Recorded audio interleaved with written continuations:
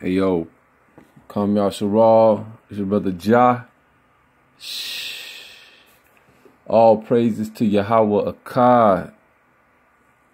Right? Yahweh coming for y'all, you know what I'm saying? Time's up. You know what I mean? It's intensity in the spirit. It's intensity. Too intense for y'all, you know what I mean? Y'all can't be still. Y'all cursed, you know? Y'all cursed. Can never find the one you want. Y'all cursed, you know what I'm saying?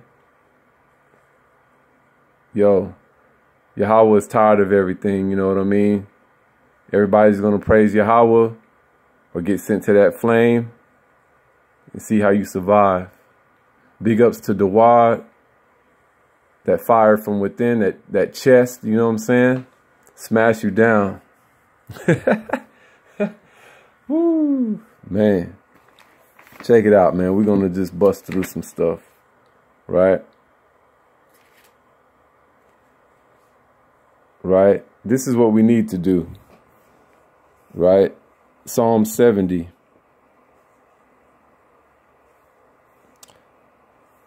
For the conductor by Dawad, for remembrance, O Alahayim, or Al, or El, to rescue me, O Yahweh, to my assistance, hasten.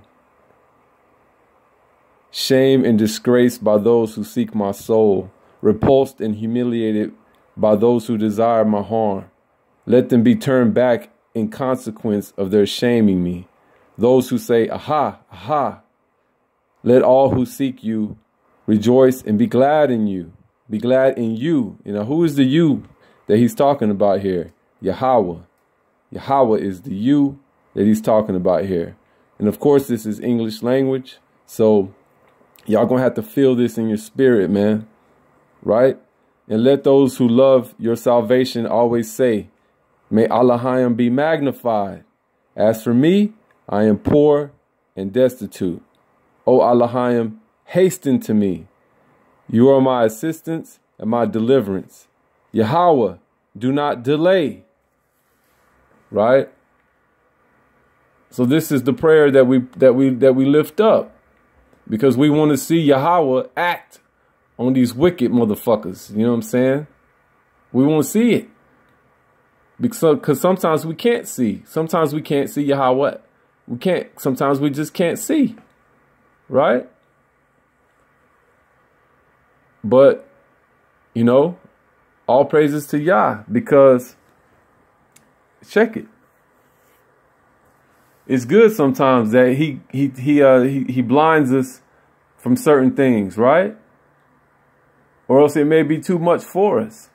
It's good sometimes that he separates us from severity wherever it takes place, aka bad karma, as they say, right? That's why it's important for us to stay prayed up, right? Praise Yah. Let's keep it going. We're going to go through these Psalms, man, for all you doubters out there. Let's go to Psalm 119. Everybody's favorite, or it should be at least. Let's go to the Yod, right? Ah, Ba, Ga, Da, Ha, Wa, Za, Ka, Sa. Yo, here we go. 119:73. Your hands made me and prepared me, right? Because Yahweh made us. Grant me understanding so that I may learn your commandments. Because we seek not just to read the 10 commandments, or not just to read the teachings and understanding, or not just to read the Torah, but to understand diligently within, that we may act accordingly to our principle, to who we are, right? To who we are.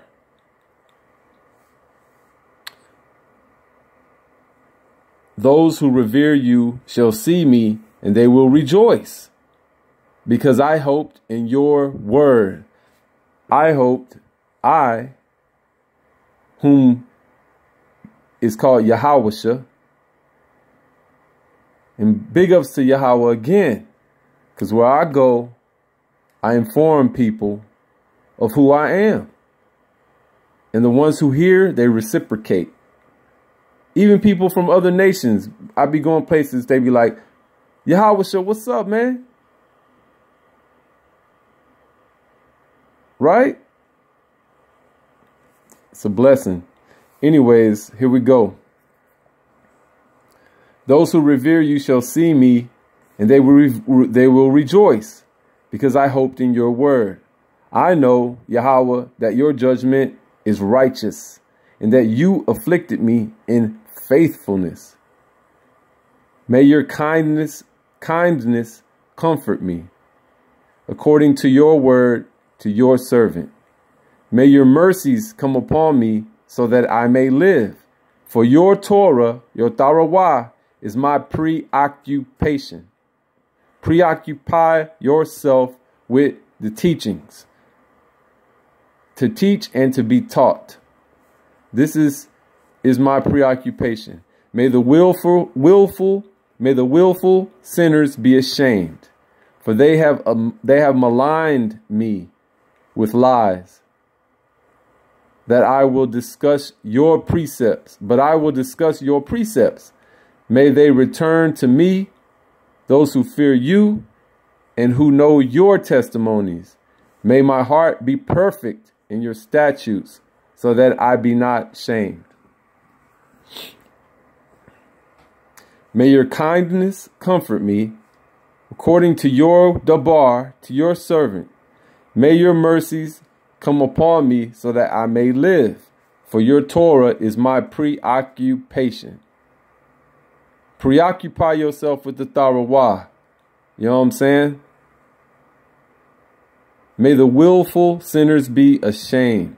That's the ones who sin willfully. They're like, ah, rah, rah, rah, rah, rah, rah, rah, rah. Hate these dudes. I hate these dudes, right? The willful sinners who can't hear Yahweh. They can't hear Yahweh, so they try every way in their mind and their soul. They're going about all kinds of different ways to ignore what's being taught and what's being shown them straight up, like straight to their face. Because that's what they do. Or they're not really Israel. They're not really Yasharah. So they have to turn at an angle, right? And hear the teachings at an angle. They can't hear straight up. They got to turn this way. They got to turn this way, right? Hear it on the side of their face. You know what I mean? But they're going to hear it on the side of their face. You dig? So it goes like this, man. Y'all get these scriptures. Keep it moving. Keep it moving. Right? Let's go. Yeah. Let's go. Yeah. Yeah,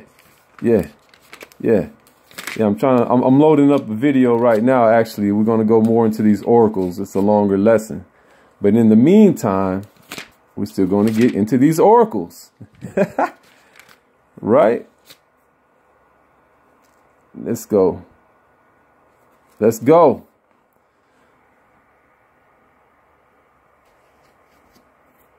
Let's go to Job, you know what I'm saying? To get into some of these afflictions of the soul, because our job is Job, right? Or Job, yeah. Job 31:1. I forged a covenant for my eyes, and I would not gaze at a maiden. Why then is this my portion from Elohim above, and the legacy of the Almighty from on high? Behold, calamity is for a perverse person, disaster for those who commit iniquity. Does he not see my ways and count all my footsteps? Whether I went with falsehood or if my feet hurried to deceit. Let him weigh me in the scales of righteousness. Then Elohim would know of my integrity. Right? So this is what we say. We go as far as to fast, man. We don't put our eyes on a lady, on a fair maiden, right? So-called fair maiden, right? one who is just awesome to look at, right?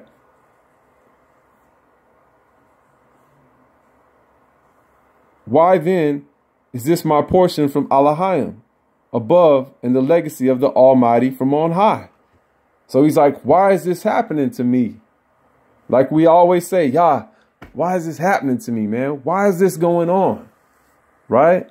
Even whenever we self-proclaim the things that we consider ourselves fasting from and doing, right? Man, I didn't look at a maiden. Man, I didn't gamble today. Man, I didn't curse today. Man, I didn't think negative or evil about my brother today. Man, we got all these things that we consider ourselves not having done. But the question is, are we like that within? Because Yahweh knows us within. You know what I'm saying? Yahweh will make you pure. He's going to refine you with that fire. It's going to burn you up, man. Just like that lesson that was done about the furnace in Shadrach, Meshach, and Abednego. Remember that? Hey, that furnace, man. We walk through the furnace and Yahweh will cool you down. He will put a shield around you because Yahweh is the shield. So that the flames that you're around will lick the enemies. They even put you in the middle of the flames. You dig? That's what I'm saying, man. Let's go into this little commentary, what they said here, just so it validates what is being spoken to you. Job 31:1, right? 31:1. Job concludes this long argument in contrast to chapter 29, where he spoke of his prestige and his kindness to others.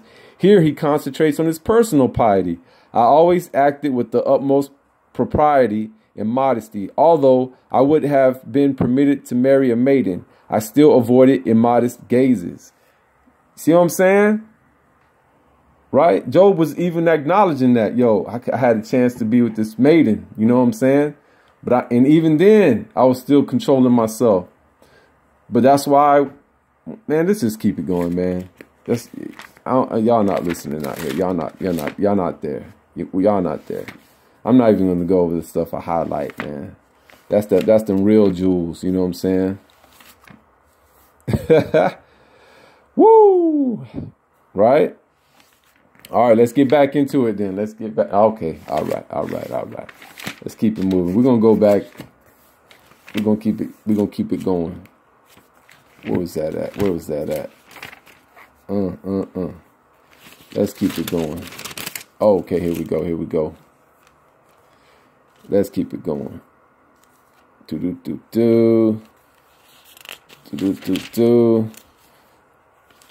Let's go trip out a little bit. Oh, yeah. Here we go. Let's go. Flip these pages. Y'all meditate a little bit. Think about life. Think about why you're here. You know what I mean?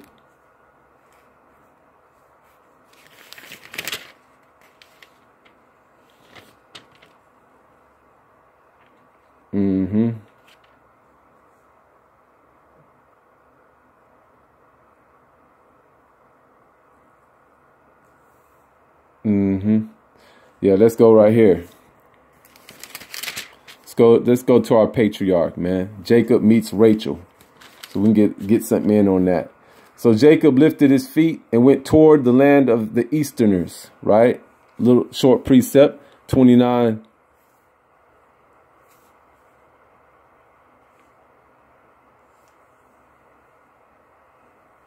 Yeah. All right, let's keep it going. He looked, and behold, a well in the field, and behold, 3 flocks of sheep lay there beside it. For from that well they would water the flocks, and the stone over the mouth of the well was large. When all the flocks would assemble there, they would roll the stone from the mouth of the well and water the sheep. Then they would put back the stone over the mouth of the well in its place. Jacob said to them, my brothers, where are you from? And they said, we are from Haran. He said to them, do you know Laban, the son of Nahor? And they said, we know. Then he said to them, is it well with him? They answered, it is well. And see, his daughter Rachel is coming from the flock. He said, look, the day is still long. It is not yet time to bring the livestock in. Water the flock and go on grazing. But they said, we will be unable to until all the flocks will have been gathered, and they will roll the stone off the mouth of the well.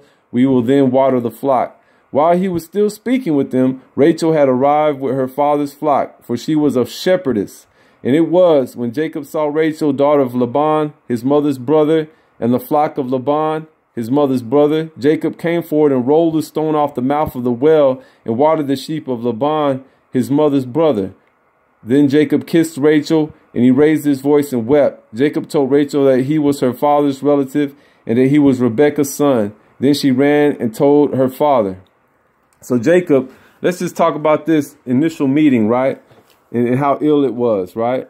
Because it says right up here, Jacob said to them, my brothers, when all the, let's go back. Until all the flocks, and they will roll the stone off the mouth of the well. They will roll the stone off the mouth of the well. That means these brothers, it took a couple brothers to roll the stone off of the mouth of the well, right? Because it was large, you see, at the beginning.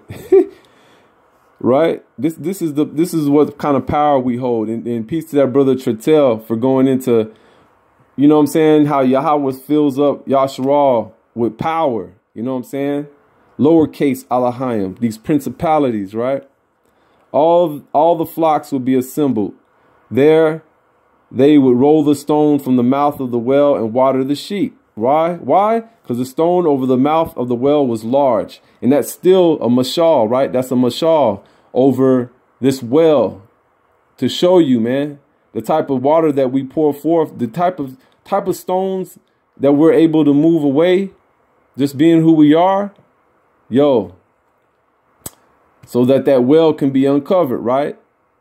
And man, and Rachel, man, we're just gonna keep going into it. Y'all not listening. Y'all not with me. You know what I mean? So look, what did Jacob do?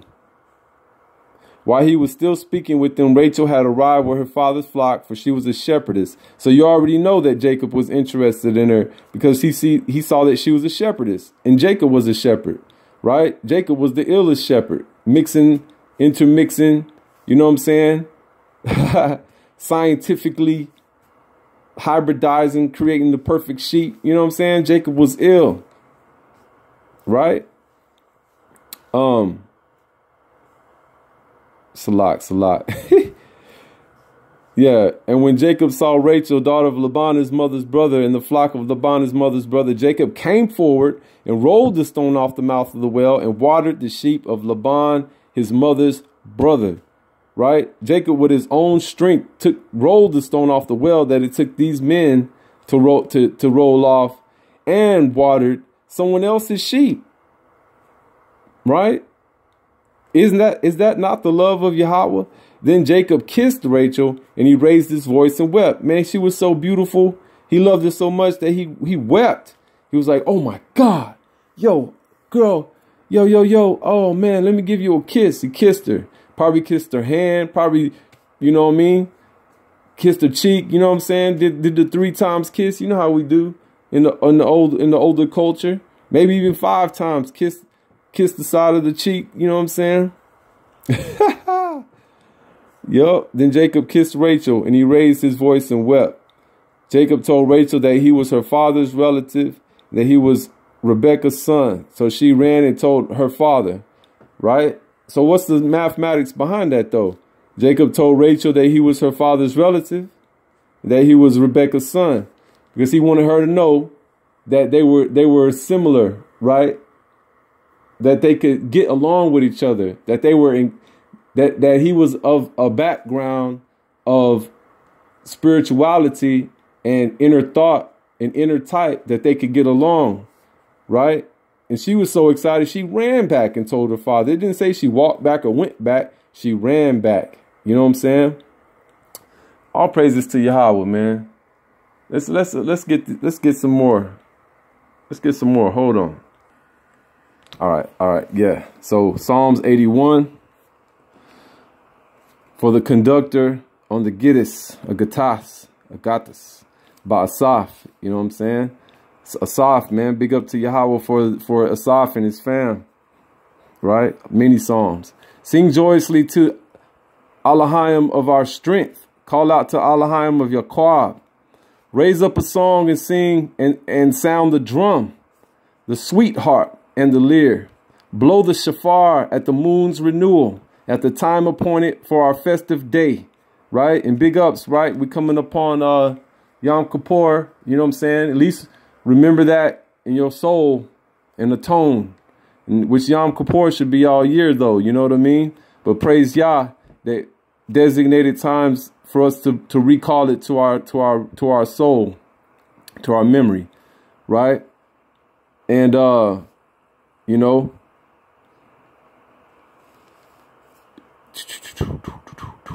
all praises to Yahweh.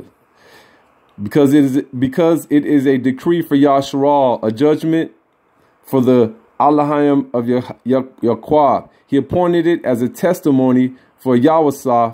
Then he went out over the land of Mitzrayim, or Mitzrayim. When I heard a language unknown to me, says Elohim, I removed his shoulder from the burden, his hands passed from the kettle. In distress you called out, and I released you. I answered you when you called privately with a thunderous reply. I tested you at the waters of strife. Salah. Listen, my people, and I will attest to you. O Yashral, if you would but listen to me. There shall be no strange God within you, nor shall you bow before an alien God. I am Yahweh, your Elohim, who raised you from the land of Mitzrayim. Open your mouth, or troubles. Open your mouth, and I will fill it. Open your mouth, and I will fill it. Do y'all not have faith, man? Do y'all not believe that when you open your mouth, Yahweh is going to fill it? You know what I'm saying? Do y'all not believe Yahweh is going to fill your mouth up? But my people did not heed my voice. Yashral did not desire me, so I let them follow their heart's fantasies, that they might follow their own counsels. If only my people would heed me, if Yashral would walk in my ways, in an instant I would subdue their foes, and against their tormentors I would turn my hand.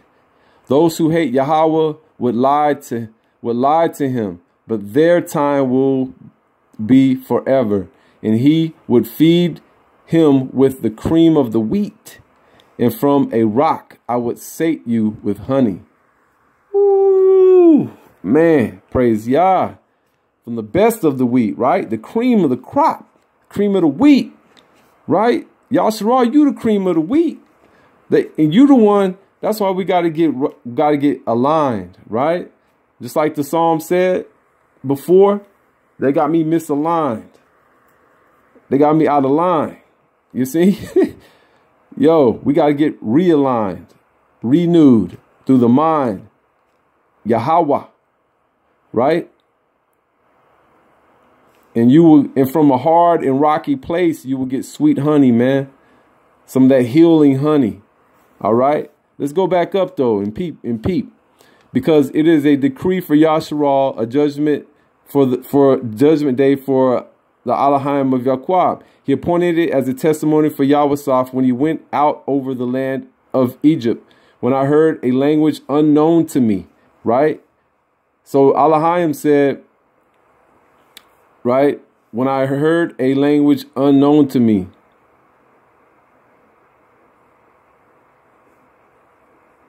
Wait, let me just backtrack. I don't want to say that it was Yahweh if Yahweh said it.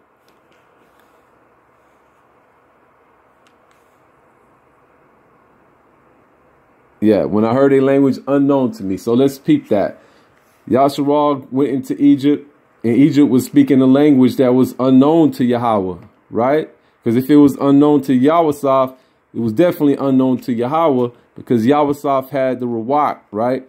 He was filled with, so everywhere he went, just like Joshua, Yahweh was with him. So if there was a language coming out of Mitzrayim or troubled area or of contention or a place of just strife, right? And it was not understood, what is the language? A language is communications, right? Not just the words per se, but a life.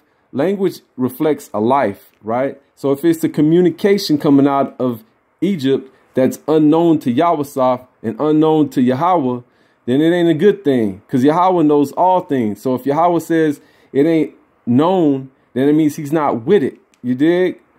That's what that means. It's not saying Yahweh didn't know. Come on, man. Yo. When I heard a language unknown to me, says Elohim, I removed his shoulder from the burden, his hands passed from the kettle. In distress you called out, and I released you. I answered you when you called privately in a thunderous reply. I tested you at the waters of strife. And let's get a peep onto that, right? Numbers 21 to 13. Let's go back.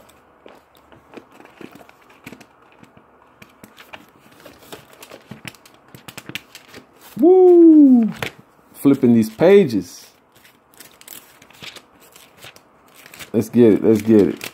I'm not going to make this too long because I got another video to work on.